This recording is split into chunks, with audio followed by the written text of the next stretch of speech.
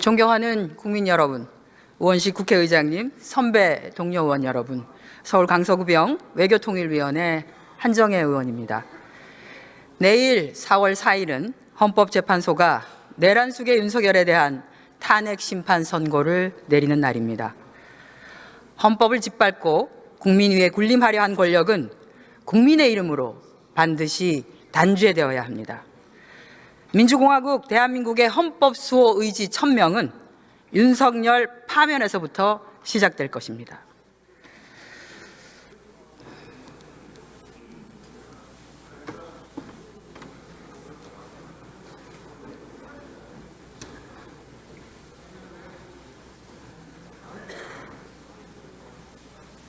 김홍균 외교부 차관 나와 주십시오.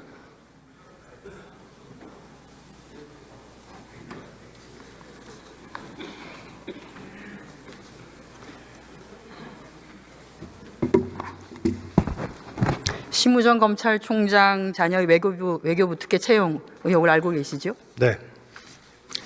화면에 보시는 것처럼 2023년 3월 윤석열 정부죠. 2023년 3월 국민권익위원회가 공무직 채용의 공정성을 위해서 채용절차법 등 채용 관련 법령에 근거해 전 부처에 시달한 행정기관 비공무원 공정채용 표준 기준 업무 매뉴얼입니다. 이 기준에 맞추어서 심우정 검찰총장 자녀의 채용 과정을 하나하나 확인해 보도록 하겠습니다. 공정채용 매뉴얼 제2조에 따르면 공고된 내용을 별도의 변경 절차를 거치지 아니하고 공고된 사항과 다르게 채용 전형을 시행하는 것을 채용 비리로 정의하고 있는데 심우정 검찰총장 자녀 특혜 채용이 바로 이에 해당합니다.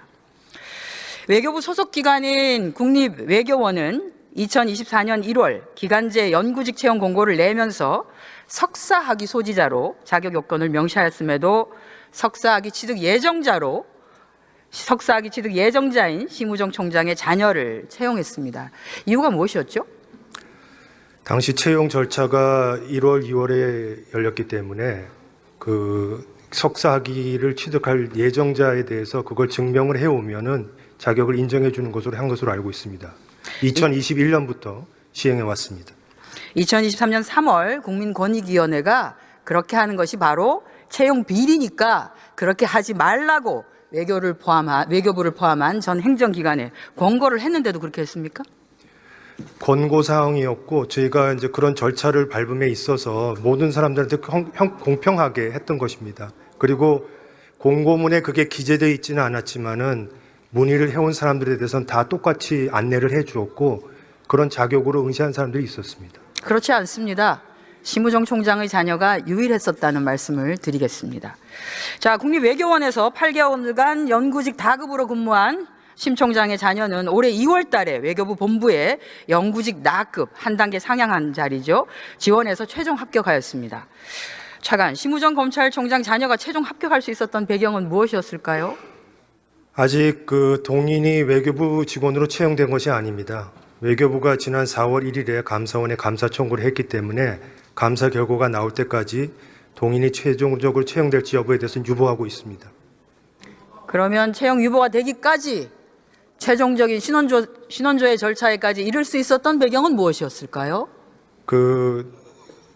이 서류 심사나 면접 절차 과정에서 그 응시자들의 인적 사항 같은 그런 정보를 일절 요구하지 않는 그런 블라인드 방식에 의해서 채용이 된 것입니다. 따라서 뭐 어떤 특혜가 주어질 수 있는 그런 상황이 아니었다는 점을 말씀드리겠습니다. 외교부가 굉장히 적극적으로 조력했다는 말씀을 드리겠습니다. 자, 말씀드리겠습니다. 외교부는 올해 1월 달에 본부에서 연구직 채용 공고에 뭐라고 명시했냐? 경제 관련 석사 학위자로서 해당 분야 실무 경력 2년 이상인 자로 자격 요건을 명시했습니다. 그 결과 최종 면접까지 진행하고서 최종 면접자를 불합격 처리했습니다. 불합격 사유를 묻는 의원실에 외교부는 뭐라고 답변했냐면 한국어가 서툴러서 그 사람을 불합격 처리했다고 답변했습니다. 이 답변이 합당하다고 보십니까? 6명이 지원을 해서 그중에 경제학 분야 석사학위를 가진 사람은 한 사람이었습니다. 그 사람에 대해서 면접을 실시를 했는데 면접위원들이 모두 공통적으로 의사표현의 정확성과 논리성에 대해서 모두 하급의 평가를 내렸습니다. 따라서 저희로서는 적격하지 않다고 판정할 수밖에 없었습니다. 석사학위를 소지했고 해당 분야 실무 경력 2년 이상으로 한국에서 출생해서 성장하고 우리 국적의 우리나라 국민인데 한국어가 서툴어서라고 하면 납득이 가능할까요? 외국어 능통자 있을 수도 있습니다.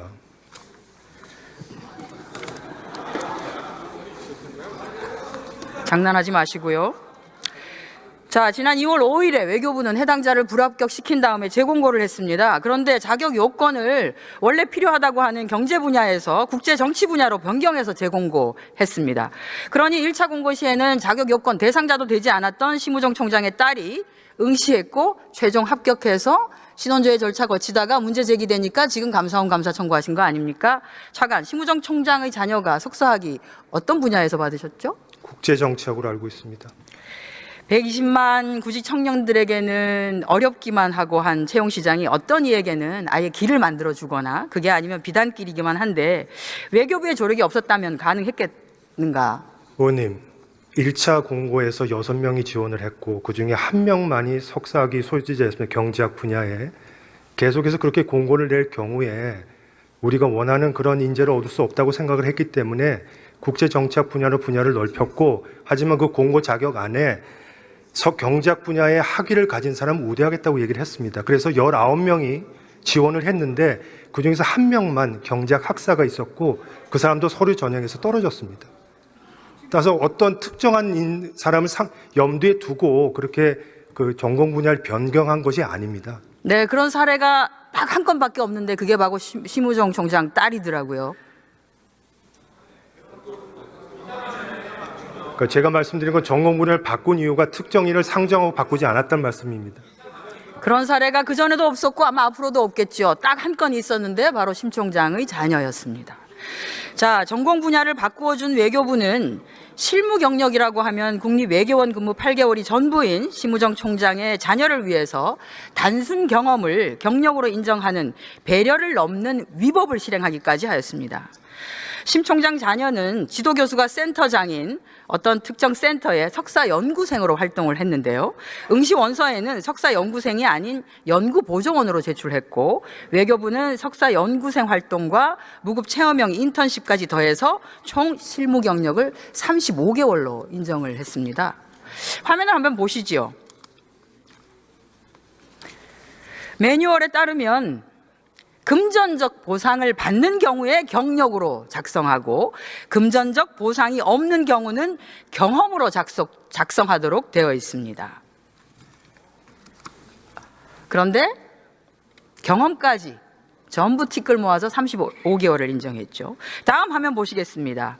그러면 저런 경력은 채용 기관에서 지원자가 근무한 기관의 경력을 확인하거나 4대 보험 가입 이력을 조회하거나 당사자에게 소득금액 증명을 통해서 해당되는 경력사항을 검증하도록 되어 있습니다. 외교부는 어떻게 경력을 확인했습니까? 경력증명서에 대해서 경력증명서를 발급한 기관에 대해서 공문으로 진위 여부를 확인을 했습니다. 소득이 있는지 없는지 그거는 확인하지 않고요. 경력 산정과 관련해서 그 경력 산정을 포함해서 응시자의 자격 요건을 충족하는지를 확인하기 위해서 그 서류 심사 과정에서 그 서류 전형 시험 위원회를 구성을 하고 그 위원회 안에 인사 전문가 2인을 포함을 했습니다. 그분들의 판단에 의해서 경력 산정 여부를 검토한 것입니다. 그 판단이 특정인을 위한 판단이면 안 되겠죠. 특정인이 누구인지 알 수 없다고 제가 아까부터 블라인드 채용 절차에 대해서 말씀을 드렸습니다. 그걸 믿는 국민은 아마 없으실 겁니다.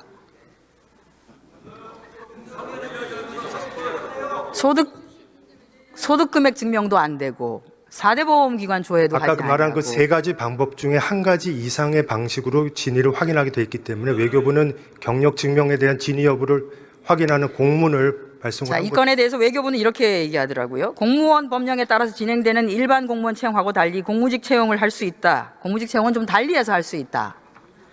라고 하는데 아직도 같은 생각입니까? 공무직이라고 해서 공무원과 관련된 것과 완전히 별개로 할 수는 없지만은 그 공무직의 특성을 좀 더 감안할 필요가 있다는 생각이고 아까 말씀하신 권익위의 그 권고 사항들을 저희도 다 받아서 현재 외교부가 유지하고 있는 그 외교부 내규라든가 그 채용 매뉴얼과 다 비교를 하면서 어느 정도 반영을 했다는 것을 다 권익위 쪽에도 설명을 했습니다. 외교부가 뽑은 심우정 검찰총장 자녀 채용은 노동부가 관할하고 있는 채용절차 공정화법 그리고 정부 가이드라인을 위반하였습니다. 인정하십니까? 저는 그 인정 못 하시겠죠? 인정하면 잘못했다는 거. 권고안을 하는 충실히 거니까요. 반영하고 있다고 생각을 합니다.